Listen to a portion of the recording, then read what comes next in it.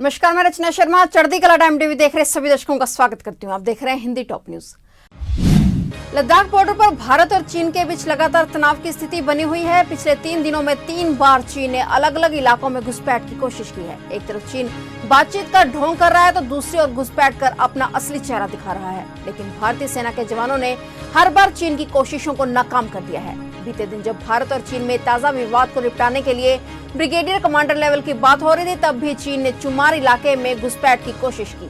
सूत्रों की माने तो चीन की ओर से 7 से 8 बड़े वाहन भारतीय सीमा की ओर आने लगे, लेकिन चेम्पुजी कैप के पास जहां भारतीय सेना के जवान पहले से मुस्तैद थे, उन्होंने आगे बढ़ने के लिए उन्हें रोक दिया। एलएसी पर चीन की चालबाजी को एक बार फिर से भारतीय सेना के जवानों ने नाकाम कर दिया है। भारत के तेवर देख चीनी सैनिकों को दबे पांव लौटना पड़ा।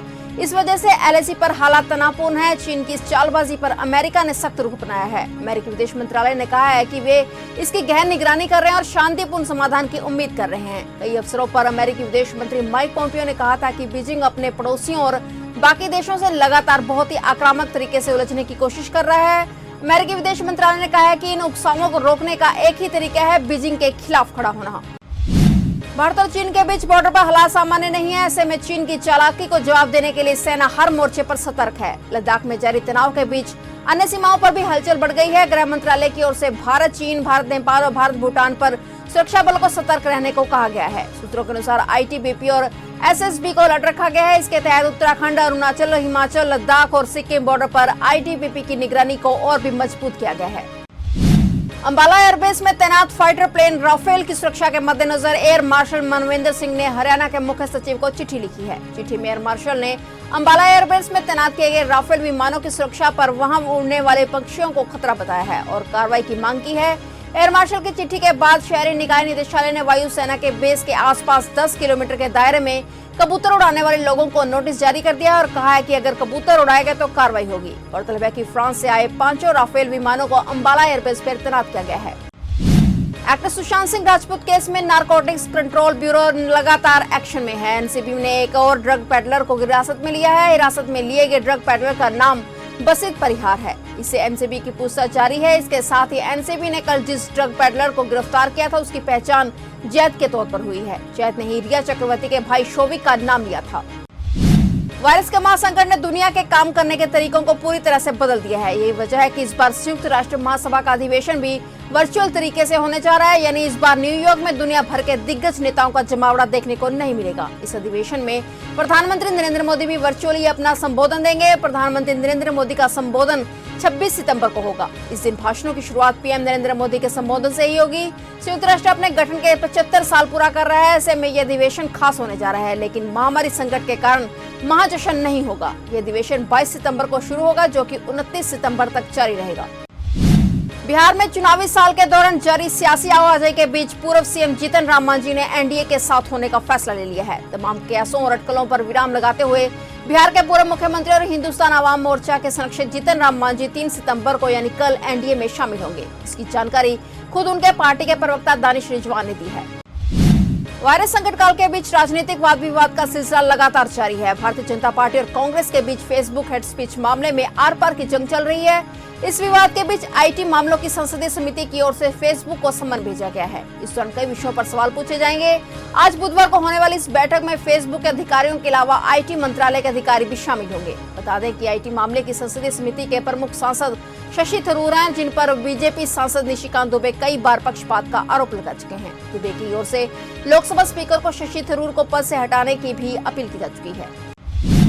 उत्तर प्रदेश में बीजेपी नेताओं के संक्रमित होने का सिलसिला जारी है। नोएडा से बीजेपी के विधायक और रक्षा मंत्री राजनाथ सिंह के बेटे पंकज सिंह संक्रमित पाए गए हैं। उनकी वायरस जांच की रिपोर्ट पॉजिटिव मिली है। पंकज सिंह ने ट्वीट कर इसकी जानकारी दी है। उन्होंने संपर्क में आने वालों से आइसोलेट होने और टेस्ट कराने का अनुरोध किया है। गोरखपुर बीआरडी मेडिकल कॉलेज से जुड़े रहे डॉक्टर कफील खान को मथुरा जेल से रिहा कर दिया गया है। अपनी रिहाई के बाद कफील खान का कहना है कि उत्तर प्रदेश की योगी सरकार उन्हें किसी अन्य मामले में फंसा सकती है। कफील खान ने मथुरा जेल से रिहा होने के बाद कहा है कि उत्तर प्रदेश सरकार राजधर्म करने की बजाय बाल में लिप्त थी। अब यूपी सरकार उनको किसी अन्य मामले में फंसा सकती है। दरअसल इलाहाबाद हाईकोर्ट ने मंगलवार को राष्ट्रीय सुरक्षा अधिनियम के तहत खान को हिरासत को रद्द कर दिया और उनकी तत्काल रिहाई का आदेश दिया। खान को लगभग आधी रात को छोड़ दिया गया। देश में वायरस की चपेट में आने वाले लोगों की संख्या तेजी से बढ़ रही है। भारत में वायरस की चपेट में आने वालों का आंकड़ा 37,69,524 पर पहुंच गया है। अब तक 29,19,009 मरीज स्वस्थ हो चुके हैं। वहीं इस महामारी से मरने वालों का आंकड़ा 66,033 हो गया है। देश में 24 घंटे में 78,357 नए केस सामने हैं, जबकि 24 घंटे में महामारी से हुई मौतों की संख्या 1,045 है। देश में कुल एक्टिव केस की संख्या 8,01,282 है। उत्तर प्रदेश में बांदा शहर के फूटा कुआं क्षेत्र में एक परिवार के 32 सदस्य वायरस से संक्रमित पाए गए हैं। जिले में महामारी के 44 नए मामले सामने आए, जिनमें बांदा शहर के फूटा कुआं मोहल्ले में एक ही परिवार के 32 सदस्य शामिल हैं। जिले में अब तक महामारी के 807 मामले सामने आए हैं, जिनमें से 8 लोगों की मौत हो चुकी है और 360 लोगों का अभी इलाज चल रहा है। 439 मरीज ठीक होकर अपने घर लौट चुके हैं। आंध्र प्रदेश में भी वायरस के मामलों का बढ़ना लगातार 7वें दिन भी जारी है। प्रदेश में 10,368 नए मामले सामने आए और 84 लोगों की मौत हो गई। इसी के साथ आंध्र प्रदेश में वायरस की चपेट में आने वालों का आंकड़ा 4,45,139 पर पहुंच गया है। वहीं आंध्र प्रदेश में वायरस के कारण जान गंवाने वालों की संख्या 4,053 है। दुनिया में वायरस का कहर जारी है। महामारी से अब तक 2,59,04,605 लोग संक्रमित हो चुके हैं, जबकि इस महामारी से 8,61,271 लोगों की जान जा चुकी है। दुनिया में 1,81,96,508 लोग ठीक होकर अपने घर लौट चुके हैं। महामारी के कारण जीडीपी में आई ऐतिहासिक गिरावट के बाद मोदी सरकार पर कांग्रेस हमलावर है। कांग्रेस के पूर्व अध्यक्ष और वायनाड से सांसद राहुल गांधी ने कहा है कि प्रधानमंत्री नरेंद्र मोदी की आपदाओं के कारण भारत को परेशानी हो रही है। राहुल गांधी ने 6 पॉइंट के जरिए मोदी सरकार को घेरने की कोशिश की। राहुल गांधी ने कहा कि मोदी की आपदाओं के कारण ही भारत को परेशानी हो रही है। वहीं कांग्रेस के राष्ट्रीय प्रवक्ता रणदीप सुरजेवाला ने कहा है कि आम आदमी शायद जीडीपी का वित्तीय प्रभाव तो नहीं जानता, पर यह जरूर समझता है कि मंगलयान चलाने वाले देश में एक लड़की का कई 100 किलोमीटर पिता को साइकिल पर ले जाना बेबसी है। बिहार के समस्तीपुर से दिल्ली जा रही एक बस हादसे का शिकार हो गई है। घटना समस्तीपुर के अंगार घाट थाना क्षेत्र इलाके के समस्तीपुर रोसा रोड की है। अनियंत्रित बस सीधे घर में जा घुसी। इस बस ने 9 बच्चों समेत 11 लोगों को अपनी चपेट में ले लिया। बस दुर्घटना की सूचना मिलते ही अंगारघाट पुलिस मौके पर पहुंची और मामले की जांच में जुट गई है।